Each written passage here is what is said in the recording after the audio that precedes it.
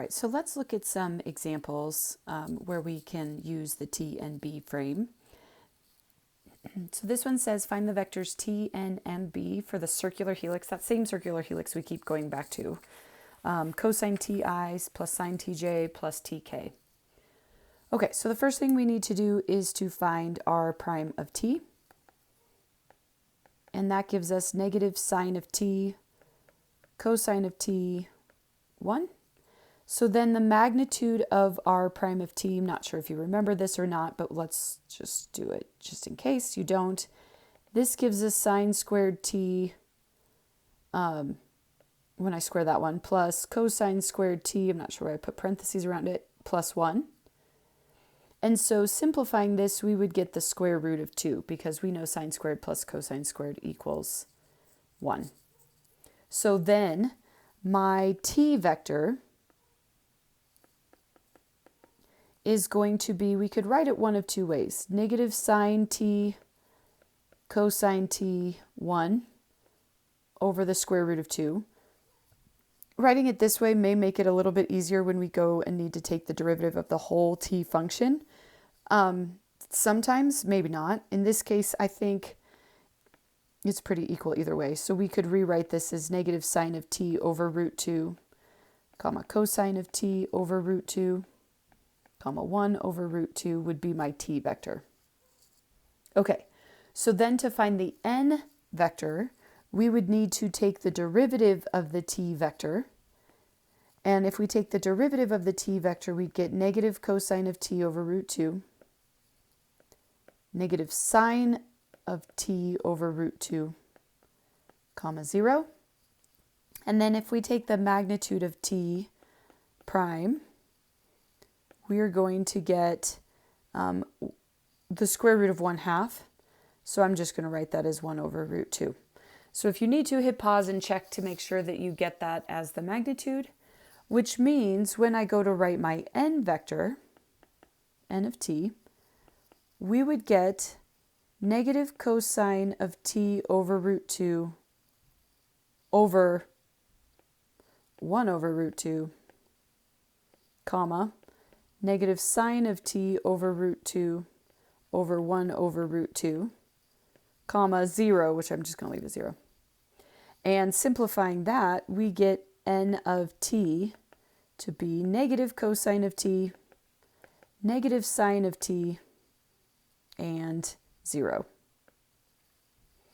Okay, now remember, for b of t, we need to take the cross product. So we know b of t is equal to the cross product of t of t and n of t. So using that idea, I'm going to be doing the cross product of negative sine of t over root 2, comma, cosine of t over root 2, comma, 1 over root 2, and then negative, cosine of t, negative sine of t, and 0.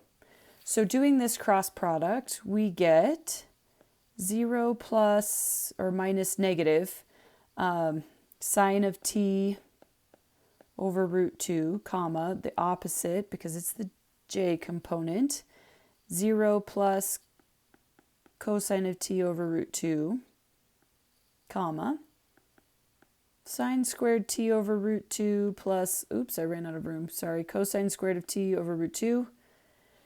Simplifying, we would get sine of t over root 2, comma, negative cosine of t over root 2, comma, well, I can add those two, so I'd get 1 over root 2.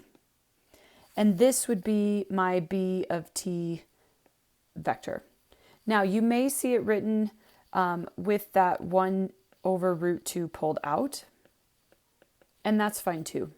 Like I said, there will be times when that is worth pulling out.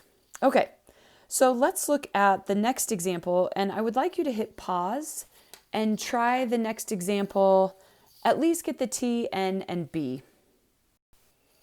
Okay, hopefully you had a chance to try this, so I'm just going to move r prime of t equals 2t, 2t squared, and 1. Then the magnitude of r prime of t is the square root of 4t squared plus 4t to the fourth plus 1, which can be factored to be 2t squared plus 1 squared, which means the magnitude would be 2t squared plus 1. Okay, which means that my t vector is going to be 1 over 2t squared plus 1 times the vector 2t squared 1. And we could also write these as the fractions, 2t over 2t squared plus 1, comma, 2t squared over 2t squared plus 1, comma, 1. So either one of these is acceptable, and it's really going to depend on when you go to take the derivative of this, what you want to do. If you want to do a product rule or if you want to do a quotient rule, because both could apply. Now let's use this point really quickly. If this point 1, 2/3, 1 was given to us, what is the t value that represents? Well, the only t value that could be, if we solve any of those, 1 equals t squared, or 2/3 equals 2/3 t cubed, or 1 equals t, this means t equals 1. So let's plug in what happens when t equals 1. And if t equals 1, we will get, plugging that in, we would get 2 over 3, and then 1 over 3. So t of 1 would be 2/3, 2/3, 1/3, the vector. Now, we need to find t prime of t. And this will require the quotient rule, depending on, or the product rule, depending on which form of t you take. I'm going to use the quotient rule, I think. So we would get the derivative of the top times the bottom minus the derivative of the bottom times the top over the bottom squared. I'm not going to have enough room. Comma, and keep going. So derivative of the top times the bottom minus the derivative of the bottom times the top over the bottom squared. And this one works nicely. Derivative of the top is 0, so we can ignore that component, minus the derivative of the bottom times the top over the denominator squared.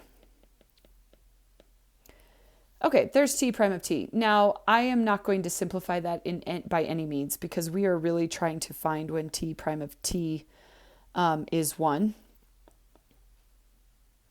Okay, so that I can then find n of 1 without actually having to find the vector n of t. So t of 1, or t prime of 1, is going to be, well, I've done the work ahead of time, so we're going to cheat just a little bit. So -2/9, 4/9, and -4/9. Okay, well, remember, to find n of 1, we will need to find the magnitude of t prime of 1, and that will be the square root of each of these pieces squared. So 4/81 plus 16/81 plus 16/81. And so we end up with the square root of 36, which 36 will be 6 over 81. Oops, square root of 81 is 9, so 6 over 9, so 2/3. Okay, so what we know then is that n of 1 is going to be the vector -2/9, 4/9, -4/9, all divided by the magnitude of that, which would be 2/3. And so therefore n of 1 is going to be -1/3, 2/3, and -2/3. Okay, now for the fun part. B of 1 is going to equal t of 1 crossed with n of 1. And so those are all the vectors. And so if I go and do my ijk, I can put them with the values 2/3, 2/3, 1/3 for t of 1. And then n of 1 is -1/3, 2/3, -2/3. And if I do the cross product here, my end result, I'm going to jump ahead, is -2/3, 1/3, 2/3.